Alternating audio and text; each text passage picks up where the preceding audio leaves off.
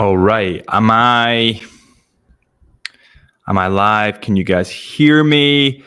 Okay. I think that's me live. Can you guys hear me? If you let me know in the comments if you can hear me or not. Because this is a new mic setup, so this is a Shure mic, so it should make the audio a lot more crispy clear, but I'm not sure I've actually set it up right. So if you guys can't hear me, let me know, or if you can. If it's good audio, bad audio, just let me know. And I can switch it up before we start, just in case. So big news on that note, Watches and Wonders 2024. That's just been completed. I literally just got back as of yesterday. Absolutely mad. Absolutely incredible. Okay. The audio is all good. Thank you. Right. Great. Okay. Good. Yeah. So Watches and Wonders 2024. Let me know in the comments what your favorite releases were, what you want us to talk about as the community. Why don't we kick off with Bremont? Okay. Because I think that Bremont's a really... it's an interesting one because they've totally rebranded everything. They're steering away from the kind of British branding of stuff, and they're going down the Sellita Swiss movement. So they've kind of redesigned their whole watch. They've kind of redesigned everything. Their logo, they're steering away from the British side of things. I don't really know what to think about it. What do you guys think? Let me know in the comments what you guys think, and I will. Okay, right. Okay, right. First question, Lawrence Wood. What do you think of Bremont's new releases? They're physically quite nice quality. We got hands-on. I put it on the Chisholm Hunter Watches Instagram. We got hands-on and filmed some of them. They're physically quite nice quality, and Sellita movements aren't bad movements. Loads of brands use Sellita movements, or at least components of Sellita movements. So that's not a bad thing. What I don't really understand is the direction they're going in terms of the marketing. So it used to be all British, and a lot of people that I know love Bremont because it was a British brand. That was the reason that they loved Bremont. And I feel like this switch away from the Britishness, if you want to call it that, isn't great, because a lot of the people that bought Bremont because they were British now won't like them because they're Swiss. I hope that makes sense. But the quality of the product's good. I do quite like the product. Okay, right. Tons of questions coming in. What was the Grand Seiko watches? I'll need to have a look at them. So I actually filmed quite a lot of Grand Seiko watches. I was in a buying meeting with Grand Seiko, and because I was in a buying meeting, I saw quite a lot of the product that is under embargo at the moment. So I can't say specifically, but there's two really exciting launches coming very soon. They will be featured in the channel when they kind of tick through, but I want to be careful with what I say there because they were under embargo. Black Bay monochrome. So the Black Bay monochrome is from a design standpoint, flawless, perfect. It is. You cannot flaw that watch. The quality, the METAS certified movement, the specs, everything is phenomenal. However, it's a little. You could perhaps argue it's a little bit boring. With that said, every single brilliant release, every single staple in the industry, the Rolex Mariner, the Omega Speedmaster, they are a bit boring. So all the best watches are a bit boring. I think this monochrome will be the best seller for Tudor from now on. That's my thoughts on it. And I think the Coke, there's an interesting thing that happens, and I said this in the video that I posted from Watches and Wonders. People click on something flashy. Like, let's say you're going to buy a t-shirt. You might click on the yellow t-shirt when you're online, but you would never buy the yellow t-shirt. You'd go for the safe option. You'd go for something black like this.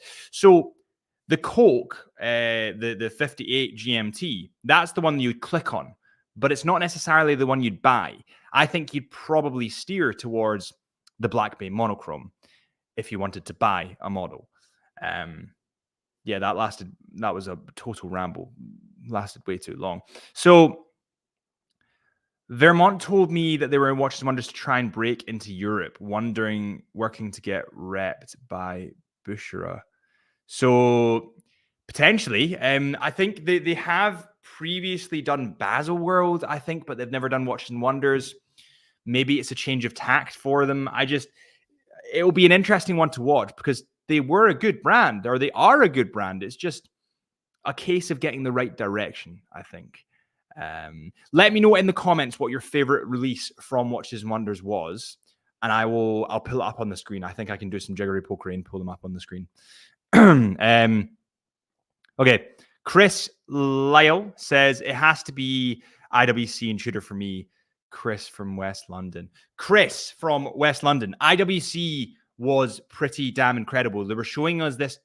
I don't want to get the watch wrong, so I might actually bring it up. Actually, you know what? Let's bring it up. So share screen. Can I even share my screen? Let's have a look. Share screen, share screen, share. Okay, right. IWC. So they released a watch that is accurate to like pretty much like the end of time. The eternal calendar is what they're calling it. This thing is unbelievable. The watchmaking in this thing, the craftsmanship, everything was just insane. So IWC's first says, well, I don't know, into account so the Georgian calendar's leap year exception rules by skipping 3 leap years over 400 years. It also features a moon phase display with an accuracy of 45 million years. This thing is accurate to 45 million years. I don't even know if we'll survive, like the human race will survive that long. It's wild. Right, let's have a look. I have a Black Bay 41 Burgundy master chronometer from last year. Should I consider trading for the monochrome? Well, it depends on your taste, I suppose. I think the monochrome is definitely not as eye-catching. It is a bit more understated, I would say. I am a bit biased because I do have the Burgundy version of the Black Bay Heritage. However, the monochrome is sexy. It really is. And it's heavily Instagrammable. No matter what light we took a picture of it in, it was good. Okay. Geo Papak says, I like Tudor Coke very much, but I prefer with Jubilee bracelet. Yeah, I prefer the 5-link bracelet or the rubber strap when it comes to the heritage lines, because I know that there was a couple of options to choose between. So the 5-link, I'll actually show you these. I'll show you this on my screen. Share screen. So we're still on IWC, but I'll go across to Tudor, Black Bay, monochrome. So I think that this option here, the middle option or the one on the right, is best. How sexy is that? There's nothing not to like. There's nothing I can like. There's nothing I can say that to critique this watch, because even if you were to add color, other people would argue that it doesn't look as good with the color. Yeah, this is super sexy. So I think in terms of what they'll do for next year as well, they've obviously rolled that Metas movement out to the black model, the variant, and also the burgundy. So they're going to do the blue model next. And then the 58s will be next. And then you'll see hopefully the chronos being next. We also got hands-on with the pink Tudor chrono. If you guys want to know or hear anything about that, let me know in the comments, and I can get onto that for you. Okay. Let's see. Dino says, I got offered the new Tudor Heritage 41 on the list for a sub date, and I asked her opinion. And she actually told me to hold off and not get the Tudor. So I guess the sub is coming. Okay. Well, yeah, if the Submariner is coming, I mean, there's obviously a huge price difference there, but Submariner is an amazing watch. Tudor is an amazing watch. They're just different. They're just different price points, aren't they? So it really depends on what you want. I mean, personally, I don't wear Rolexes, and I never really have. And I think it's because I'm such a watch nerd that I prefer things that are perhaps a little bit different. And I know that that's rich coming from me when I have an Omega Seamaster. But I like things with a little bit difference and that catch the eye, especially amongst the watch community.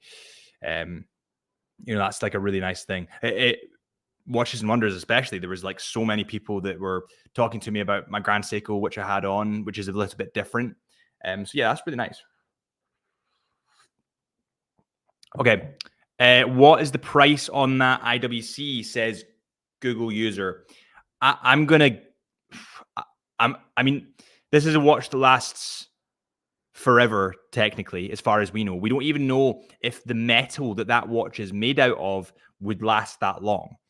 That was what the head of IWC in the UK was saying. Grant Wilson, who's an amazing guy, was saying to us. He said, "Listen, this technology is so new that we don't actually know if the metals will withstand the years." So it's wild. In terms of the price, I believe it would be round about the million. It will be a lot of money, perhaps just below that. It's really cool.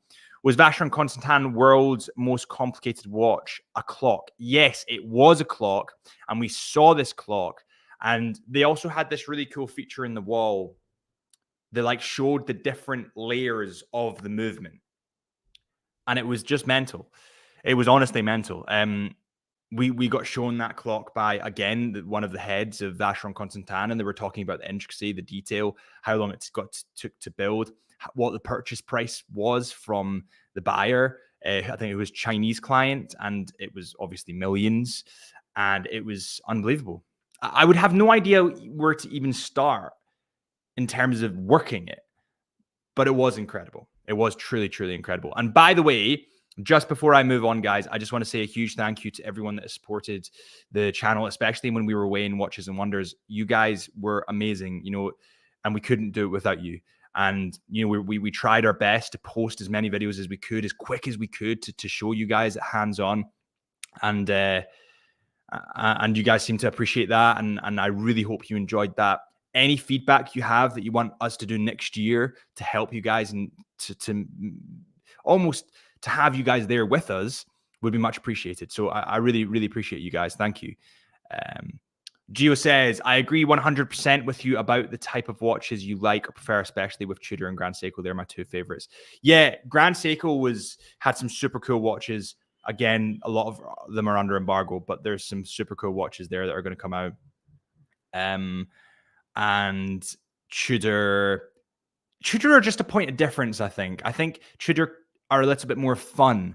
They're not as safe, and I think that's why I have the kind of attraction to them, as well as a lot of other people. And yeah, it was funny at Watches and Wonders, at the Rolex unveiling. So you have the watch stand of Rolex and Tudor are just beside each other. They're kind of hand in hand. The Rolex models got unveiled. Everyone ran in to see the Rolexes, but the Tudor stand seemed to not be as impactful at the start because people were looking at Rolex, but after a while, people were a lot more into the Tudor releases from what I could see than the Rolex, which was really, really interesting. Did you guys prefer Tudor's releases this year, or did you prefer Rolex? Let me know. Also, this is kind of a new setup. I have a camera just behind me here, but it wasn't working. For some reason, it has an eye tracker thing in it, and it keeps popping up. So, Dino says, I love the coverage of Watches and Wonders. And I think if you have the time next year, get around Geneva and check other companies and their new offerings. Dino, I really appreciate that, mate. Honestly, really appreciate that, and I'll try and do that. I actually went to a couple of micro brands for you guys that I've got some pictures of, and I'll be sharing them on the Chisholm Hunter Watches Instagram page. Norcan is one of them, so I'm trying to get more into the micro brands to show you guys the micro brands, because some of these brands are doing some really incredible work. I mean, take a look at Norcan watches. I will show you this Norcan watches.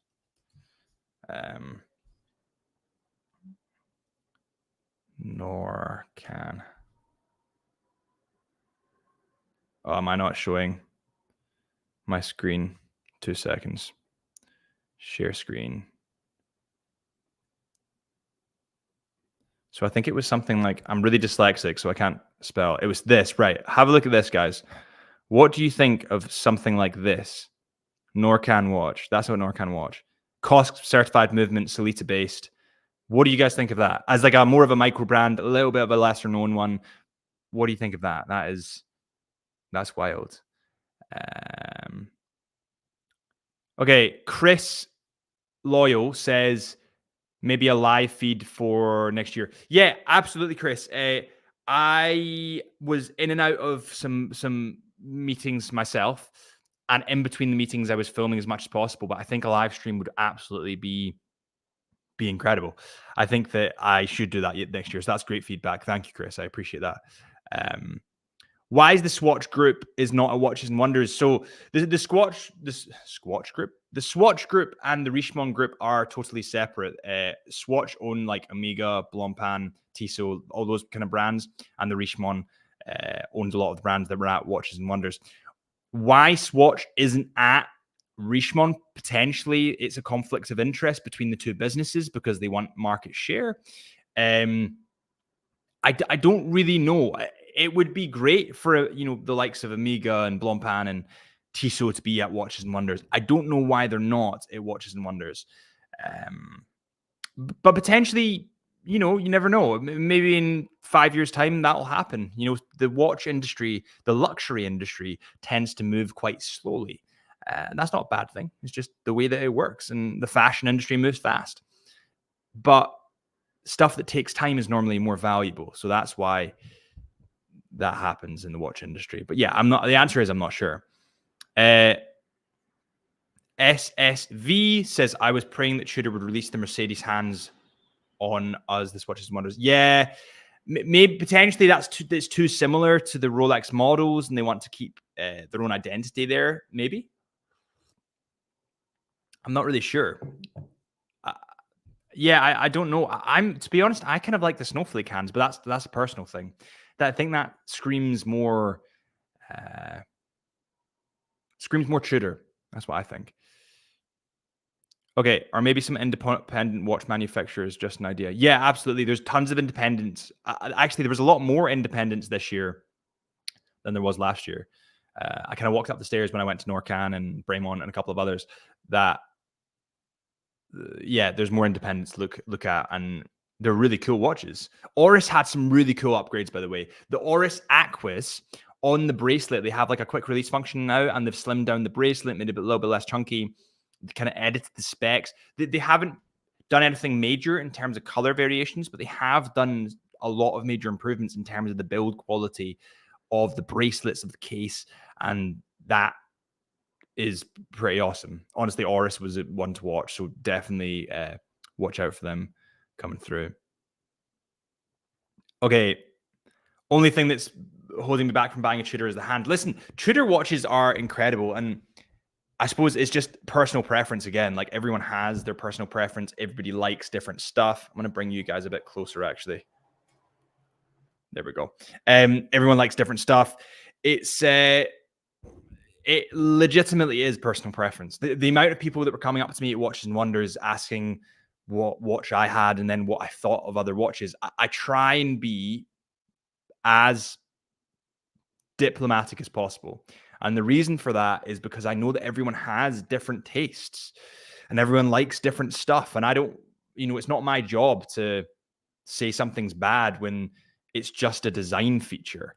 So, if the movement's bad and like the actual functionality of the watch isn't great, I'll say it. But in terms of design, I'll give my preference, but I don't want to like say don't get that just because it's blue. I don't like blue watches doesn't mean that other people don't like blue watches.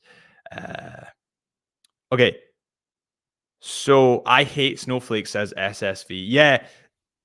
Listen, again, it comes back to that personal preference thing. I like the snowflake hands. I think it has a lot to do with Tudor's history and their kind of reincarnation, and also their kind of like trajectory upwards. If you think of Tudor 5-10 years ago, they weren't a quarter of the size that they are now, but they've really rocketed in, I'm not going to say fame because I suppose that's not really the right word for it, but you guys kind of know what I'm talking about here. It's like they've really rocketed in popularity, I suppose. And that's no mean feat. I mean, they've rocketed in popularity because they're good quality watches and a lot of people like them and they do things a little bit differently. They have their own brand identity. It's Yeah. SSV, I totally agree. You like, we like that. Yeah, exactly. Listen, it's not within the watch community. We are very lucky on the Chisholm Hunter channel, and I'm very lucky for you guys, really, because you're so respectful and you're so brilliant about everyone's tastes. You know, I have different tastes to you, and you have different tastes to me, and we have different tastes to other people watching the videos, and we're all very respectful. And as soon as that respect starts to drop on this channel, you'll be removed, because I've built a respectful space here, and I just don't like the stuck upness that comes with I'm right because I like a certain shade of blue, and you're wrong because you like a certain shade of green. And we're very lucky on this channel that there is that respect between people. So I need to thank you guys for that. Super, super appreciative. So Breggy wasn't at Watches and Wonders because Breggy is owned by the Swatch Group. So the Swatch Group and the Richemont Group are two different groups, and they are in business, and potentially it's just because they're competitors, really. So that's why they're the same group as Omega Swatch. So Tudor have rocketed as they are great quality at a reasonable price too. Yeah, I think they are great quality. Again, I think it just comes back to personal preference. Again, you know, I suppose Rolex are a little bit safer than Tudor in terms of the releases. But that's because they know that the perhaps the more boring, as we were talking about at the start, like the monochrome Tudor, the more boring releases are the classic releases that last a lifetime. And maybe that's what Rolex is trying to do. You know, I think, yeah, maybe that's what Rolex is trying to do. They're just trying to remain classic, trying to remain timeless. Oh, listen, Dino is just, wow. Listen, thank you so much. I really appreciate you, mate. Those contributions and you guys watching the channel, it makes all the difference. Dino, seriously, I really appreciate that. So thank you. Honestly, that's heartwarming. So thank you so much. So Tudor survives because of the scarcity of Rolex. No, Matt, I would unfortunately disagree there. I don't think that's true at all. I think that Tudor themselves as a standalone brand are incredible. I mean, they offer Coscan Metas certified movements for just under £4,000. The next step to getting to Coscan Metas certified movements would be Omega at 6-7 grand. So they're very good watches that have been tested beyond belief. They're brilliant. They are brilliant products. I've had one for 8 years, my Tudor Black Bay Smiley, and they're just fantastic products. You know, you can't get better than them for that price point, that is. So Longines is less square and more diamond shape. Longines has, like, I think what you're getting at is like the elegance thing. Longines has an elegance thing because that's what their brand is. It's kind of like built on elegance and timelessness, nature, and all those watch buzzwords that we hear. But yeah, Longines have really been crushing it. Their new GMT sort of Hydro Conquest is unbelievable. I'll show you that, guys. So I've actually done a video on this, but I'll show you guys. Longines GMT Hydro Conquest. Let me share my screen. Present, share screen. Longines GMT. Okay, right, guys, can you see this? So this is their GMT model. And they've got a couple of different colors. They've got blue. They've got like this champagne gold. And the bracelet on this, comparatively to the Hydro Conquest, the bezel, the build quality, everything was unbelievable. This watch is unbelievable. Longines are crushing it. And I would honestly keep my eyes on these because these watches are really good and there's more coming. We are getting some in while they're under embargo and we'll be filming them for release. So make sure you sort of press the buzzer on the channel, the bell icon, because they'll be amazing when they come in. And yeah, Longines are really crushing it at the moment, guys. So I can't wait to get more of them in. So let's see. So Rick says, wait, are you home from Geneva? Yeah, so I arrived home yesterday. I arrived home yesterday kind of afternoon. And then I was editing a podcast for the Into the Mind podcast, which is our podcast. It's called the Into the Mind podcast. And that'll be posted Sunday. And then I thought I'd do a live stream just to catch up with you guys on all the new watches, all the new releases, and just have a chat, really. So let's see. How was the food there at Watches and Wonders? It was okay. You know, they cater to a lot of people, so they do a very good job for catering to thousands of people that are through that expedition. And also, they have champagne to hand. You're never shy of a coffee. They pump you with coffee fantastically. I love that. So yeah, you're very looked after in these booths and in the event itself, especially in the booths. So just going to give you guys an example. We went into IWC. They flew in a barista from Italy, a professional barista, to create the coffees that they gave to you in the buying meetings. Like, wow, I must have had like 3 or 4 coffees. It was unbelievable. Chris says, if I had any money spare, I would contribute to your channel, but times are hard. No, listen, no worry. Listen, you guys contribute by watching the videos, and that's what I appreciate. And honestly, I truly do appreciate that. So yeah, don't be silly. Don't be silly. Oh, well, listen, that is unbelievable. Again, another donation from Luchabetic Time. I really appreciate you, mate. Honestly, you guys make the channel tick. And yeah, and seriously, guys, the more money that I make through this channel, as you can see from the new studio, it gets reinvested right back into well, a lot of it goes into watches, but a lot of it goes into the studio.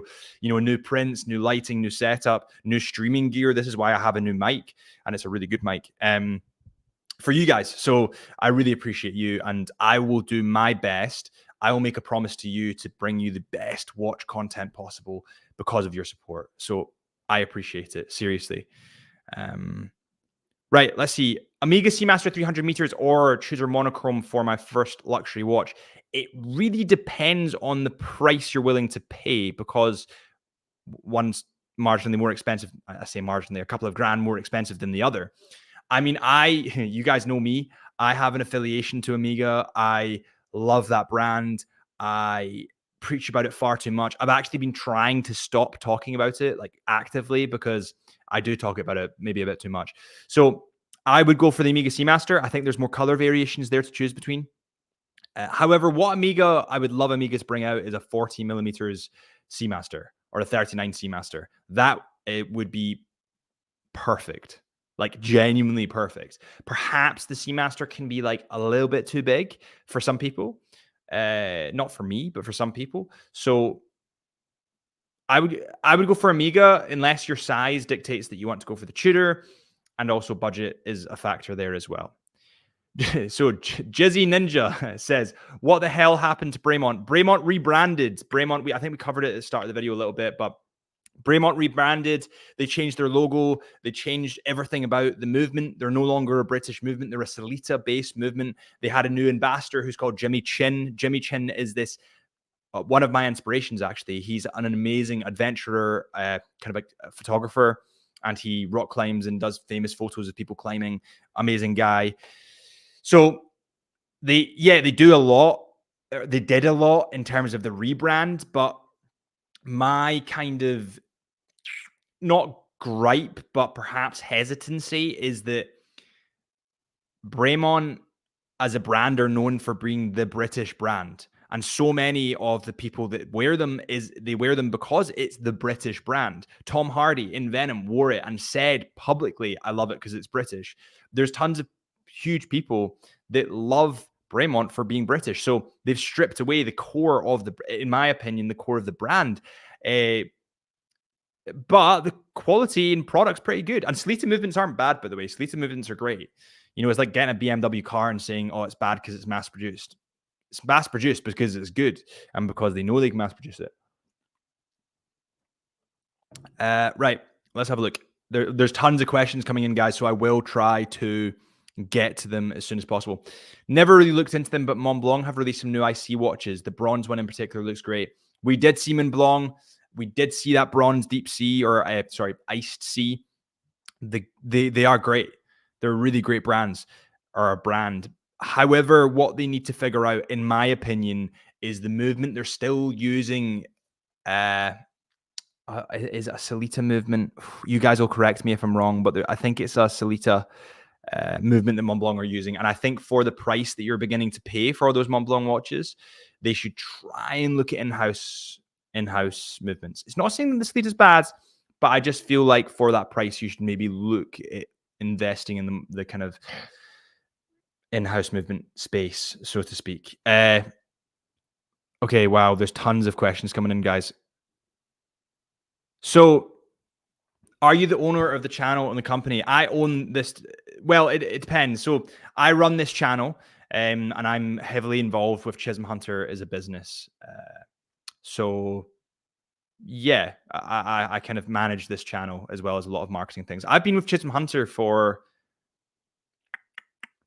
since I was 16 years old. 16 years old, and they've given me every single opportunity that I could ever have dreamed of and asked for, like even funding our Into the Mind podcast, which is the new podcast space for myself, which I entirely own, which is great. So yeah, I'm heavily involved with the company.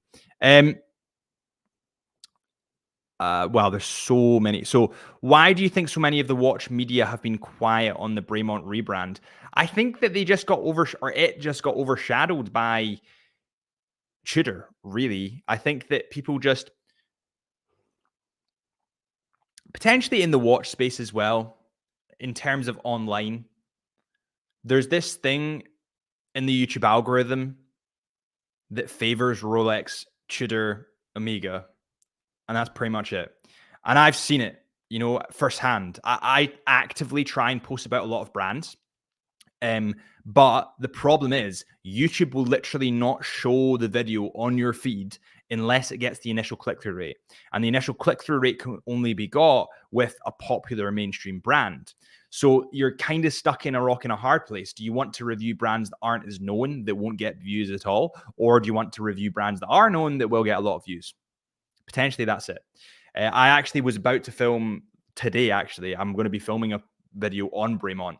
And if you look at the views comparatively to like a Tudor video we've done, I bet you it won't be as strong because not as many people know the Bremont brand.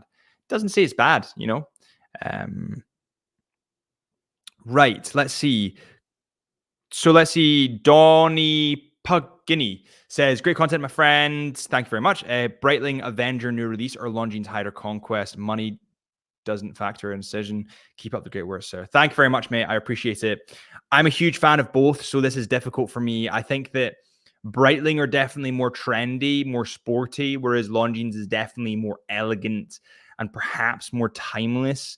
I feel like you'd be more likely to upgrade the Breitling quicker, not because it's worse, just because it's more sporty, if that makes sense. I think that the Longines may be slightly more timeless, but they're both incredible. They're both incredible. So, yeah. Let's see.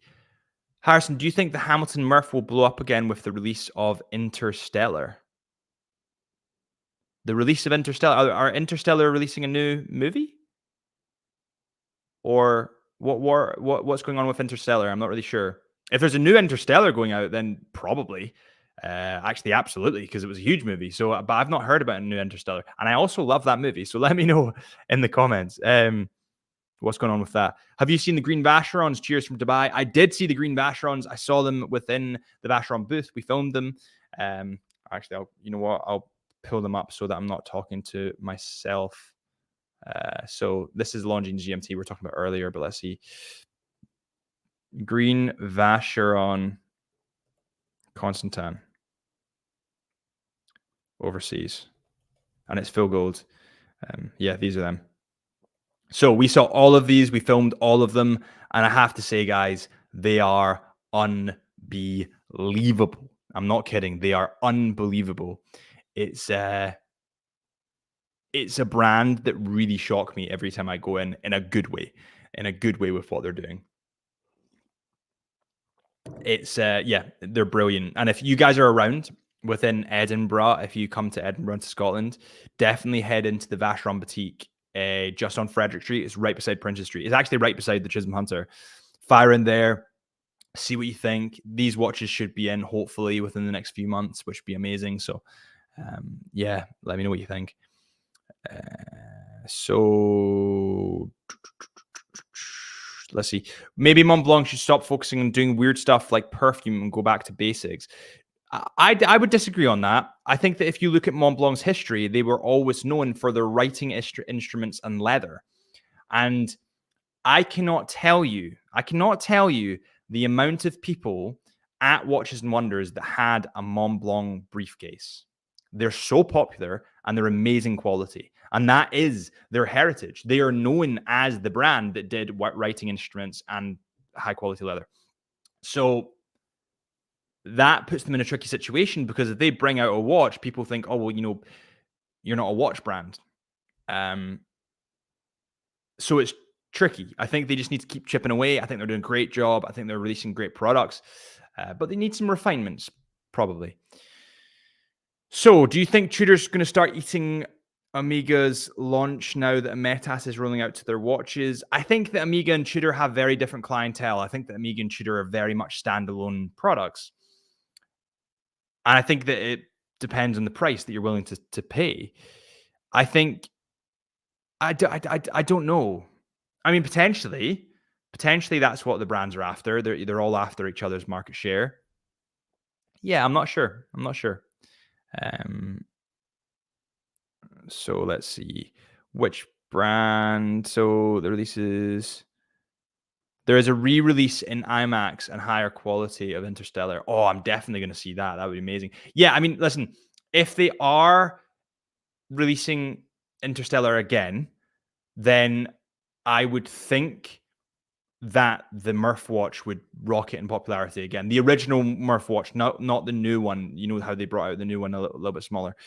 Not the new one, the old one that has Eureka on the hand, on the watch. That one will rocket in value again, I think, if this is re-released. That movie was unbelievable, and it's probably one of the single best movies I've ever watched in my life, and it will live forever. So yeah, I think that'll do very well if it is re-released. So let's have a look. Okay, I'm surprised that IWC didn't update much on their pilots line. They're all in on the Portugueser, which is great to see. Yeah, I think that if you look at past IWC releases, or at least Watches and Wonders, they've always focused on one line at a time. So last year, it was the Engineer. The year before that, it was the Big Pilot. This year, it's been the Portugueser. Next year, it might go back to the Big Pilot. And that's kind of what they do. Their product, by the way, IWC's product, especially in that baby blue, they're calling it a horizon blue color. They're all in white gold. They are stunning, absolutely stunning. So wow, there's tons of comments coming in, so I will try and get to all of them. Let's see. Jay says, love the channel. Thank you very much, Jay. I appreciate that. If I'm buying my first luxury watch and I want to get either a Black Bay 58 original, should I get the Black Bay 41 Metas instead? Well, it depends on, firstly, it depends on your taste. Secondly, it depends on the size you want. Thirdly, it depends on you if you actually care about the movement.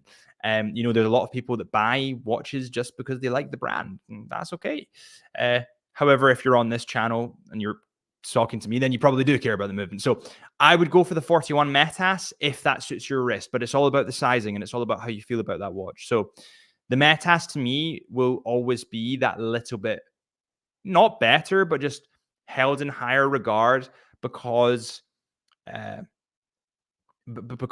has that extra layer of authenticity, that extra layer of testing that's gone into it. So personally, I would go for the monochrome Black Bay 41 Metas or the burgundy, depending on which one you want.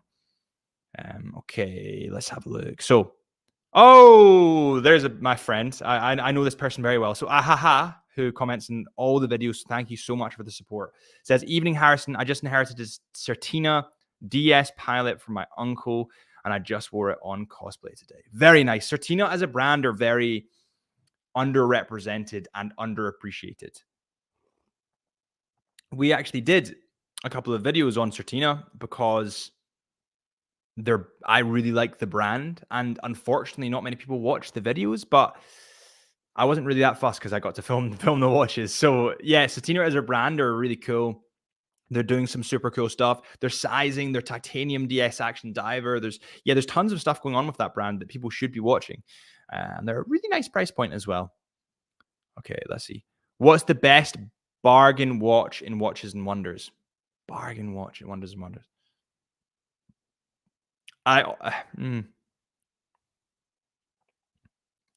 There's so many watches to choose between at Watches and Wonders, and I think bargain is a strong word.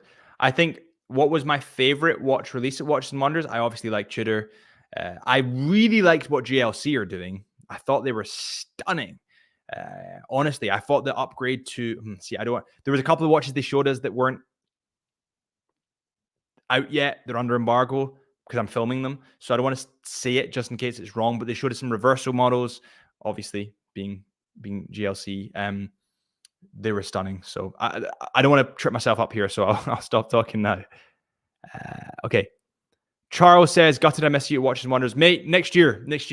Or if you're down in Scotland, pop into a Chisholm Hunter, ask for me. And if I'm kicking around, I'll definitely pop in. There's been so many times that people have come into Glasgow and gone to Buchanan Street, to the Chisholm Hunter on Buchanan Street or the arcade. And I've been in the office, so I've ran down and have said hi, and we've had a coffee and a catch up, and it's been amazing. So yeah, next year, mate, we'll catch up for sure. Honestly, the reaction from Watches and Wonders, I've never experienced that before. I think it was strange that people kind of recognized me and knew me from the channel, and it was amazing because we all had the common passion. And honestly, especially in the editing suite, I met so many just friends that I can now call friends just from the watches, and they came up and said, "Oh, we watched the channel. What watch you wearing?" And we talked about watches for a bit. So that was really, really nice. The plan for next year, hopefully, as well, is we can get a group dinner out with a lot of the watch enthusiasts that are at Watches and Wonders, with myself, the Chisholm Hunter team, and maybe a couple of others, maybe Nico, Adrian, Andrew Morgan, a couple of these guys, Teddy, which would be cool. Right, let's have a look. Will there be an all-new Seamaster 300 meters coming soon, and what changes do you think they'd make? I think they've kind of made their changes to the Speedmaster with that white dial, and I think that they will release, or they're going to have to release eventually, a different size of the Seamaster. I think that having a 39 mil or a 40 mil Seamaster would rock the world. And I think that should be coming soon because they can't really do much else on the MoonWatch side of things because they've already released that white dial. Okay, right, let's have a look. Well, guys, tons of questions coming in, so I will try and get again to everyone. So Freddie says, how many of the watches you saw are affordable to the masses and available to buy your option? Or was it ludicrously expensive, unavailable pieces? No, not. There's obviously pieces that we saw, like these high complication pieces from IWC and Vacheron, that there's maybe only one or two in the world that nobody will really see. And that's the amazing thing about these events, is you get to see the watches that nobody else will. And so that, yeah, they are going to be really expensive and probably no one's going to see them and they'll never come into store. But the kind of more affordable watches and key pieces to the range, like the overseas range, like the JLC reversal range, like the Tudor Black Bay range, these watches will come through. I think the affordable aspect, obviously you've got Tudor there, but the expensive ones are just branding. Like Vacheron is going to be more expensive than other brands, and so is JLC, and IWC is going to be slightly below that, but it's still very expensive, and then Tudor's below that, so yeah, it just really depends. Okay, so Arvin Galaro says, not a question, but keep up the great video. Yeah, listen, Arvin, I really appreciate that, mate. Thank you so much.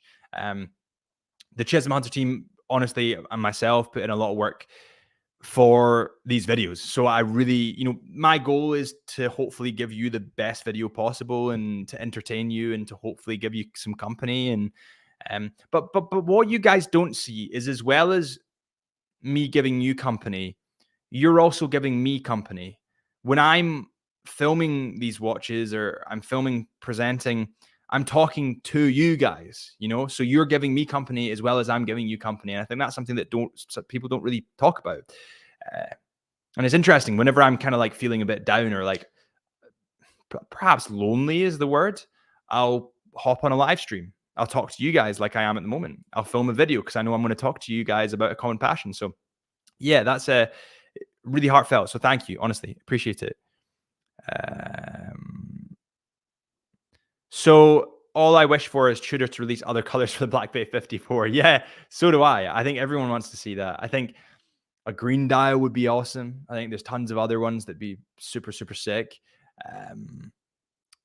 I believe that will come because they've done it for the Black Bay heritage. So I believe eventually that will come about. It's just a matter of when, where, how. That might be 5 years down the line, 10 years down the line. Who knows? I might be dead. Who knows? Okay, I was in Rome earlier this week and did some window shopping. Kids around 12, 15 years old did window shopping. They loved. Watch has got a great feature. I was in Rome earlier this week and did some window shopping. Kids around 12, 15 did window shopping, talked about the different brands, models they loved. Watches got a great feature. Sorry, I don't really understand if that's a question or not. That's confusing. Sorry, man. I appreciate that, mate. Thank you very much. So you said I'm going to keep watching you and then go to sleep. It's 11:45 here. Just because I love you. Thank you, man. I really appreciate that. And again, the support is incredible. What do you think Buchanan Street is missing in terms of watch brands? I mean, you've got a Rolex, you've got an Omega, you've got a Chisholm Hunter, the best. You've got a Tag Heuer, you've got a Breitling. What are they missing? I mean, potentially you could say Grand Seiko is up there now. Grand Seiko, I don't know this. This is me guessing, but Grand Seiko are a huge brand. I mean, they could open up in Buchanan Street and they'd be definitely popular. Grand Seikos are absolutely sick. Who else? Vacheron Constantin, but I don't think they would. I think they've got that boutique in Edinburgh on Frederick Street, so I don't think that they would open up on Buchanan Street because they've got the Edinburgh one. But maybe they would, potentially. AP would be awesome because there's only one down in London, I think. Yeah, I don't really know, to be honest. Tudor are there, aren't they? Yeah, Tudor Longines are there already. So yeah, there's quite set, to be honest. Your videos are amazing. Will I ever see one for Nomos? Well, thank you, firstly. And we have done one for Nomos. I'm sure we've done one for Nomos, or a couple for Nomos, actually. So I'd have a wee look on the channel. There's definitely one there. Super sticker. Try 22 ... super sticker. What is this? What, Ben? I'm not really sure what this is. Is this a? Is this a donation? I can't really see. It's highlighted in blue for me, but I'm not sure what this is. If you guys could let me know if that's a donation or not, because if that's a donation, that's absolutely wild. This is crazy. Thank you so much if it is. But sorry, it's from Turkey. What's from Turkey? Confusing. What did you think of Panerai Watches and Wonders? Panerai were honestly some of my favorite releases from Watches and Wonders. Like, I'm not even kidding. Their kind of sizing now is going down to the mainstream, and that's unbelievable. Sorry. Ben says it's a super sticker. Thank you so much, Ben. I really appreciate you. Seriously. I honestly do. Every single one of you that's supporting the channel, I seriously appreciate you. So thank you. Thank you so much. That's unbelievable. I don't think I've ever had 3 donations like that in one video. Honestly, guys, that's overwhelming. So thank you. I appreciate that. Yeah, in terms of Panerai, Their sizing was just incredible, and their Luminora range was incredible. There's tons of releases. They actually had quite a lot of new releases coming out, and I think the sizing definitely makes it more mainstream, which is awesome because that's what we want. But it's interesting when you get the first Panerai on the wrist, you kind of want to go bigger, even though normally people typically don't go for that. It's kind of like a brand thing with Panerai. People really enjoy getting big Panerais, and I think they did amazing. Honestly, one of my favorite releases, I posted it on the Chisholm Hunter Watches Instagram, was a Panerai white dial. Thought it was awesome. Okay. What do you think of Hamilton? Hamilton are one of the best brands in terms of affordable luxury, as well as Tissot. They are super sexy models. Their marketing is absolutely unbelievable. They're an amazing company to work with. You know, they flew me out to Banff, which was insane. They gave us a watch. You know, they're an incredible company to work with, incredible product, and great movements for the price, as well as the design being really good. I mean, the compass on the bezel, although a lot of people might not use it. Oh, did you hear that pop? That was my chest. Really sore. Although a lot of people might not use it, it's super cool. What's in your purchase rate or next in your collection? So the next thing that I want to look for in my collection for sure, I think, is a Panerai. And I'm not kidding. I think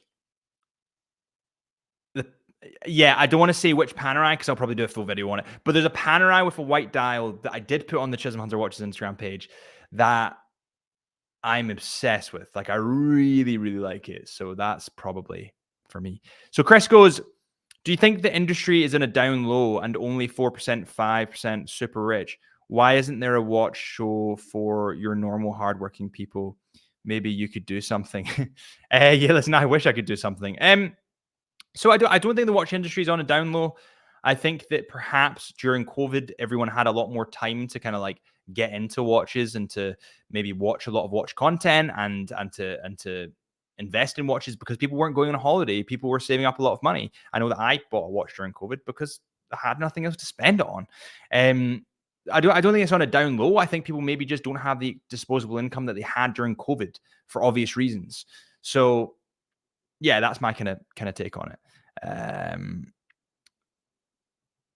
Great choice on the Panerai. Yeah, I'm seriously looking at one, Paul. Panerai is an amazing brand, and the more that I learn about it, the more that I like it, the more that I kind of get. Yeah, you know the hole that you go down when you start thinking about a watch. I'm almost at the bottom. uh, 39mm Seamaster will be awesome. Yeah, Jay, that's what I'm looking for, and that's what I want. I think that a 39mm Seamaster would be the perfect watch for everybody. Everybody could get one. Everybody would love it. It would just work. It would just work. Do you think they release the Pelagos 39 in a different color? I think potentially that's coming. I think in a green would be their next kind of step there. Or maybe just introducing the new movements with new bracelets. That could be the plan. The problem that I see is that they might go down a path where they're just upgrading all the bracelets for a long time, as well as the movements, and then they deal with the colors. So new colors might not be coming for a while because they're upgrading everything else. That's what I see. Okay. Which do you prefer? BB58, 925, or BB54? The 925 is cool, but it's silver, but no bracelet. BB54 is perfect, which kind of makes it look boring. Yeah, I would probably say the 54 would be more my vibe there. However, the 54 is potentially too small for me. I would say the 54. Right. Controversial one. Andy Barton, what is your opinion on the MoonSwatch? Listen, enough for me. What do you guys, let me know in the comments what you guys think of the MoonSwatch. I'd love to pop them up. I think that it's genius, but potentially there's not as much hype around them as there used to be.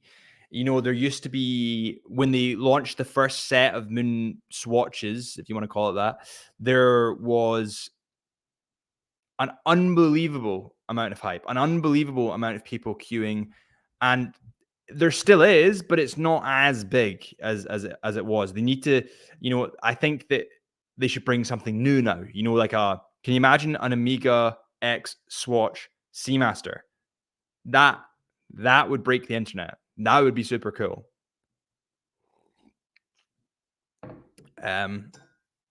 MoonSwatch is fun as long as you know what you're buying. Yeah, exactly. Exactly, Paul. I'm so with you. I think that the MoonSwatch is fun. The MoonSwatch is a piece of fun, and to keep it as a collector's, item in a safe and not wear it isn't right. I think that it is a Swatch watch at the end of the day, albeit a very cool Swatch watch because the design aspect's brilliant. But it is a Swatch watch. So I've had a MoonSwatch. They look great. Just didn't wear it much after the hype died down. Yeah, I still wear mine quite a lot. I think the design's really good. Problem with that watch is that the glass, or not the glass, the plasticky glass scratches majorly. So I'm kind of nervous to wear it because of that.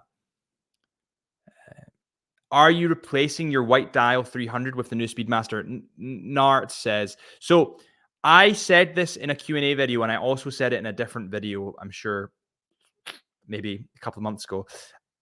I'm still not sure. I'm still hesitant. I've actually got the Seamaster on at the moment. So I'm still hesitant on that. Actually, I'd like your thought. I wonder if I can do like a poll here or something. Let me have a look. Post a comment. No, potentially I can't. Okay, so I can't do a poll here. I thought I could do a poll. Oh, well.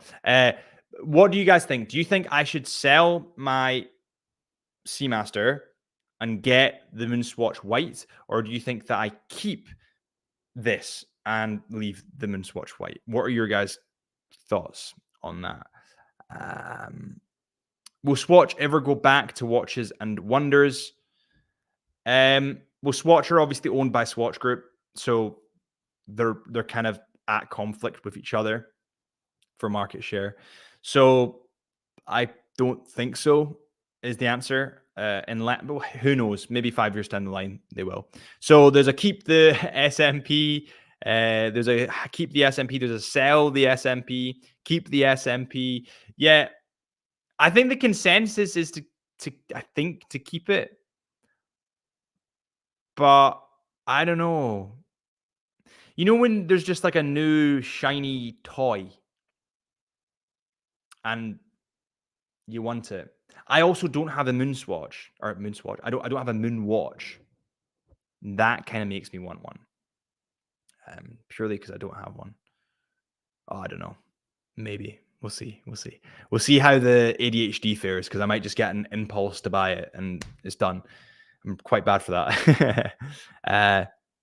MD says, I sold my white dial SMP, ordered a Black Bay 58, and when I can, I'm getting the white dial Moonwatch. It looks so much more elegant to me. Yeah, the MoonSwatch white is super cool. Super cool. Especially the Snoopy MoonSwatch, if that's what you're talking about. Oh, you're getting the white dial Moonwatch. I read that as MoonSwatch. Yeah, let me know how it goes. Let me know. I'd love to also, if you listen, if anybody here has a watch that they think would do well for a video, and they want to send it to us I can film the watch and then just fire it back to you. I can do that for you. So yeah, let us know. You are an outdoors guy. Keep the Seamaster. It's durable and tough. Yeah, that's the thing. I've actually not been outdoors in a while, and I really need to get back out. I feel like I'm getting sort of cooped up a little bit. So I definitely need to get back out. Papa Joe says, depends on your personal relationship with the watch. I have a hard time letting go of watches that I've had over years. They're all kind of part of the journey. You're exactly the same as me, mate. Honestly, exactly the same as me. There's actually, this is something that I've kind of hinted towards it, but I haven't said it. So there's 3 watches that I have that I haven't showed you guys, that are in my collection. And I'll potentially do a video on them, my kind of secret watch collection, maybe. But yeah, there's 3 watches that I have that mean a lot to me, all of them. and I didn't want to go public with them. Yeah, I don't know why I didn't want to go public with them. Perhaps I was scared. I don't know, but yeah, I've got stuff coming on that bank, so that's cool. Is one a VC? No, unfortunately not. I would love a VC. I would never. I don't think I mean, maybe I'll have the money one day for a VC, but definitely not at the moment. I can't afford a VC. So yeah, maybe one day. Oh wow, Miss Bugs, thank you so much. I really appreciate that. Honestly, again, I just want to reiterate that you guys, the support that you guys give me and Chisholm Hunter is not overlooked. It's not missed. So seriously, I really, really appreciate that. Thank you. So I've got the blue SMP, and I might get the white diamond watch somewhere down the line. Yeah, it's such a. I'm contemplating. I don't know. Yeah, I don't know. You've bought an Invicta? No, I've not bought an Invicta. There's 3 other watches I have that I've kind of got over the years that I have got, but I haven't shared them publicly. Actually, that's a lie. There's been 2 watches that I featured in videos, but I just didn't say they were mine. So you guys can probably do your digging and try and figure it out. Why are Nomos not featured as watch compared to other models? Is the watch that is polarizing Nomos Tetra? Let's have a look at that. Nomos Tetra. Nomos. We'll show everyone. Tetra. I think it's because the Nomos Tetra is maybe just kind of like Marmite to a lot of people. Like, I'm not a big fan of the Nomos Tetra. I think it is a little bit like Marmite. Look, there's that's actually on the Chisholm Hunter website. Look, this bit here, that's Chisholm Hunter website. So yeah, I'm not as keen on them, but I do like them. I think they're great products. I think Nomos as a German brand are pretty damn fantastic. So yeah, I think they're pretty great. But yeah, polarizing is perhaps the word. I suppose maybe some people don't like them, some people do. It's a bit like anything, isn't it? What are your thoughts on the new Doxa 39mm 200? Doxa are a great brand. It's just it's a shame that more people don't kind of like talk about them and look into them. The sub 200 orange dial. You know, Doxa used to be in Rolls Royce's cars. That's like part of their history. Doxa used to be within Rolls Royce's cars. They would use a Doxa watch or like a clock for the Rolls Royce car. That is such a cool bit of history. So yeah, I really like Doxa. Let's show you guys Doxa. Doxa sub 200, 39mm. So this, oh, I'm not sharing my screen. Sorry, guys. Share screen. Doxa. It's this. See, it looks more vintage. The only thing I'm not keen on in this is the bracelet. See the bracelet, how it's got like 4 links here and then 2 at the outside? That's too busy for me. But the head of this watch is really cool. So there's lots that I like about that watch, but I don't know. The bracelet is not for me. It's just yes, it's just not, unfortunately. Daniel says, thank you for all the Watches and Wonders videos. You were by far the most enjoyable to watch. Thank you. Daniel, absolutely appreciate that. I appreciate you.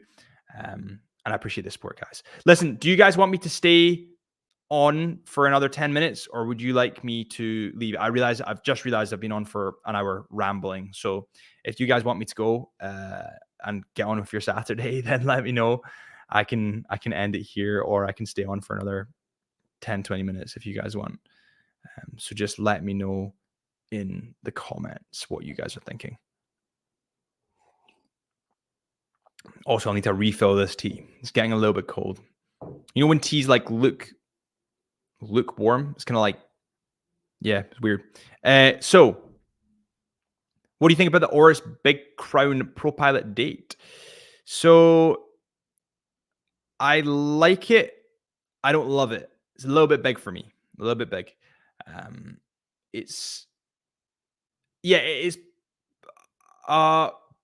potentially a bit like Marmite to a lot of people. Again, it's just not for me. It's not for me. It's a great. I'm not saying it's a bad watch. It's just not for me. Grab an Ember mug. Richard says, take a break. 1 hour is a good live stream. Right. Okay. I will depart then, guys. Listen, thank you guys so much for tuning in. Really appreciate every single one of you, and especially our donations going back to Dino, going back to Lunch Beck Time, going back to Ben, Tana, and Miss Bugs. I want to say thank you guys. All of you guys. I really appreciate you. And hopefully I'll see you guys soon.